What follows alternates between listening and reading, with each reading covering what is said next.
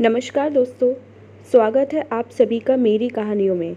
मैं हूँ शिखा और एक बार फिर से आपके लेकर आई हूँ एक नई कहानी और उम्मीद करती हूँ कि ये कहानी भी बाकी कहानियों की तरह आपको बेहद पसंद आएगी और अब पहले की तरह अपना प्यार और सपोर्ट मेरी वीडियोस पर बनाए रखेंगे। कहानी पसंद आए तो चैनल को सब्सक्राइब करना मत भूलिएगा। तो चलिए अपनी आज की कहानी शुरू करते हैं।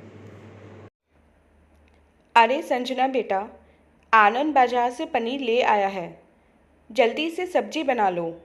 2 सब्जी तो मैंने पहले ही बना दी। मेहमान 1 घंटे में आने ही वाले हैं। और जरा कमरे में जाकर देखना कि रुचिका तैयार हुई है या नहीं। रुचिका की माँ परेशान होते हुए बोली। दरअसल रुचिका को देखने लड़के वाले आ रहे थे, इसलिए सब उनके खाने पीने की तैयारियों में लगे हुए थे। रुचिका के पिता और भाई आनंद घर में ही फर्नीचर का छोटा सा कारोबार करते थे। दोनों की यही इच्छा थी कि रुचिका की शादी किसी नौकरी वाले लड़के से हो जाए तो वह पूरी ज़िंदगी आराम से रहेगी। इसलिए उन्होंने अपनी सभी रिश्तेदारी में रुचिका के लिए सरकारी नौकरी वाला लड़का देखने के लिए कह रखा था। रुचिका की दूर की बुआ ने रुचिका के लिए सरकारी नौकरी वाला लड़का बताया जो उसे देखने आ रहे थे। लड़का सब इंस्पेक्टर था। रुचिका का भाई घर के अंदर आकर बोला, क्या सभी तैयारियां हो गई हैं? लड़के वाले देखने आ गए हैं।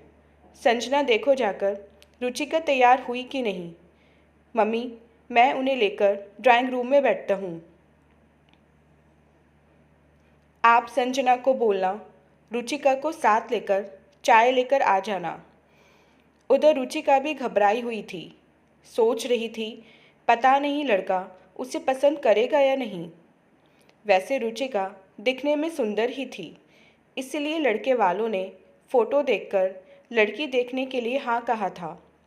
रुचिका चाय की ट्रे पकड़कर ड्राइंग रूम में पहुंची और सबको चाय देकर वहीं लड़के के सामने वाले सोफे पर बैठ गई। रुचिका को ऊपर से नीचे तक देखकर लड़के की माँ बोली, देखो लड़की तो आपकी सुंदर ही है, क्या घर का काम वाम भी आता है? रुचिका की माँ बोली, हाँ, रुचिका घर का सारा काम अच्छे से कर लेती है, अपनी भाभी की भी खूब हेल्प करती है। तो लड़के की माँ ने लड़के से पूछा, अर्जुन, तुम्हें लड़की पसंद है या नहीं? देखिए, दरअसल हमने तो अपने बेटे को साफ साफ कह दिया है कि उसे लड़की पसंद आएगी तभी हाँ करेंगे। आखिर उसकी ज़िंदगी भर का सवाल है। रुचिका की माँ उनकी बात से सहमत होकर बोली, जी, आप बिल्कुल सही कह रही हो। कल को इन दोनों को पूरी ज़िंदगी एक साथ बितानी है, इसलिए हम इन्हें बातचीत करने के लिए रुचिका के रूम में भेज देते हैं। इन दोनों को जो भी पूछना है पूछ लेंगे। माँ की ये बात सुनकर रुचिका और भी घबरा गई। उसे इस बात का डर था कि पता नहीं लड़का क्या पूछेगा। जब रुचिका उसे कमरे में लेकर गई तो अर्जुन ने पूछा, क्या मैं आपको पसंद हूँ? रुचिका ने हाँ में सिर हिला दिया। अर्जुन मजाकिया अंदाज में बोला, मैं तो जब से आया हूँ देख रहा हूँ आपने मुझे नज़र उठाकर देखा ही नहीं, फिर पसंद कैसे कर लिया? अर्जुन की ये बात सुनकर रुचिका ने अपनी पलकें उठाईं और नज़र भर अर्जुन को देखकर शर्माते हुए कहा, मैंने आपको फ़ोटो देखकर ही पसंद कर लिया है। तभी रुचिका की भाभी आ गई और बोली, आप दोनों बातें ही करते रहोगे या जो आपकी सहमति का इंतज़ार कर रहे हैं उन्हें बताओगे भी कि आप दोनों ने क्या फ़ैसला लिया है? लड़के ने अपनी माँ से जाकर कहा कि उसे लड़की पसंद है। लड़का नौकरी वाला था, इसलिए रुचिका के पापा ने पहले ही लेन देन के बारे में पूछ लेना सही समझा। वो हिचकते हुए लड़के के पिताजी से बोले, जी वो देने लेने की बात भी बता दीजिए। वो क्या है ना कि एक ही लड़की है, इसलिए हम तो दिल खोलकर खर्चा करेंगे। आपकी भी कोई डिमांड हो तो अभी बता दीजिएगा ताकि हम भी निश्चित हो जाएं। यह बात सुनकर अर्जुन के माता पिता एक दूसरे को देखकर बोले, जी हमें तो लड़की पसंद आ गई है, इतना ही काफ़ी है। रही बात दहेज की, तो शगुन के तौर पर 1 रुपया और नारियल दे देना। यह बात सुनकर रुचिका के पिता को इस बात की खुशी हुई कि लड़के वाले दहेज के लालची नहीं हैं। फिर उन्होंने अच्छा सा मुहूर्त देखकर रुचिका और अर्जुन की सगाई कर दी। शादी का मुहूर्त भी सगाई के 6 महीने बाद का निकाल लिया गया। रिश्ता पक्का होने के बाद रुचिका और अर्जुन की फ़ोन पर बातें होने लगी। धीरे धीरे 4-5 महीने कब बीत गए दोनों को पता ही नहीं चला। रुचिका अपने घर की सभी बातें उसे फ़ोन पर बताती रहती। उसके पापा दहेज में क्या क्या देने वाले हैं ये भी वो बताती रहती थी। शादी के 10 दिन ही बचे थे और रुचिका के पिता ने बेटी को गाड़ी देने का सोच रखा था।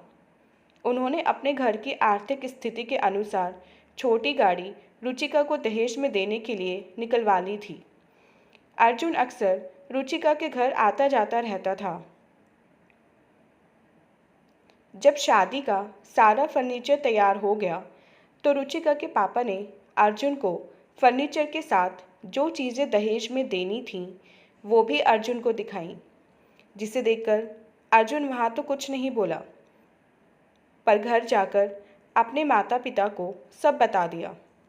उसकी मम्मी गुस्से में बोली, नौकरी वाला लड़का है, उन्हें पता नहीं कितना दहेज देना चाहिए।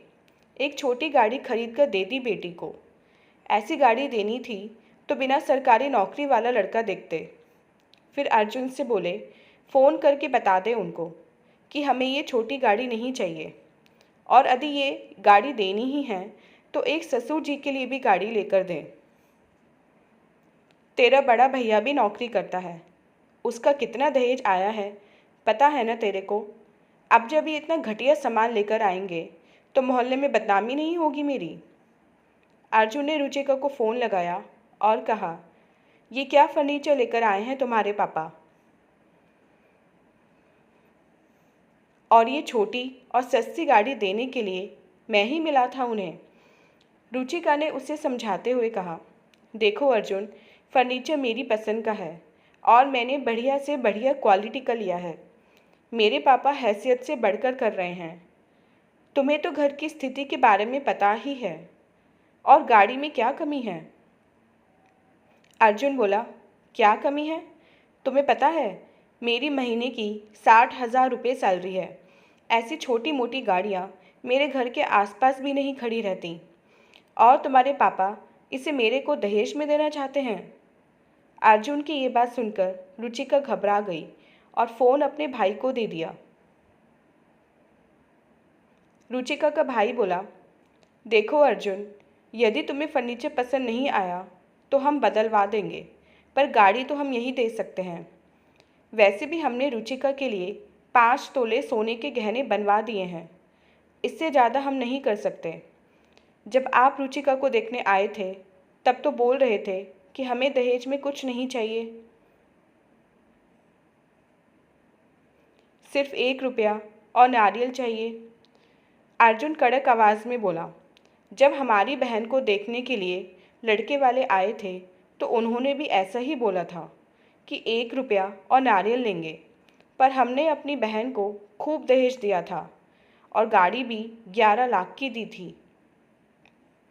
तुमको हम 1 रुपये का कहेंगे तो क्या तुम हमें दहेज में 1 रुपया ही दोगे?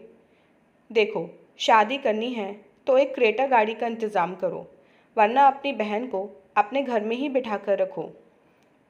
अर्जुन की ये बात सुनकर रुचिका के घर वाले रोने लगे। उन्हें समझ नहीं आ रहा था कि क्या करें। तभी रुचिका ने कहा, आप क्यों रो रहे हो पापा मम्मी? रोना तो अब उन्हें पड़ेगा। मुझे ये शादी नहीं करनी। जो लड़का शादी से पहले मेरे घर वालों को धमकियाँ दे रहा है वो कल को क्या रिश्ता निभाएगा, पर उनको भी मैं ऐसे ही नहीं छोड़ने वाली। रुचिका की माँ बोली, पर बेटा हम कर भी क्या सकते हैं? लड़का सब इंस्पेक्टर है, यदि एफआईआर दर्ज करवाएंगे तो वो आसानी से छूट जाएंगे। रुचिका ने कहा, आप चिंता मत करो मम्मी, मेरे पास अर्जुन की सारी कॉल रिकॉर्डिंग है। हम उसे दिखाकर अर्जुन के खिलाफ पुलिस में रिपोर्ट करेंगे। दूसरे दिन जब अर्जुन ने शादी करने से साफ इनकार कर दिया तो रुचिका के घर वालों ने उसके खिलाफ एफआईआर दर्ज करवा दिया और सारी रिकॉर्डिंग सोशल मीडिया पर शेयर कर दी। रिकॉर्डिंग के आधार पर पुलिस ने अर्जुन के साथ उसके माता पिता को भी गिरफ्तार कर लिया।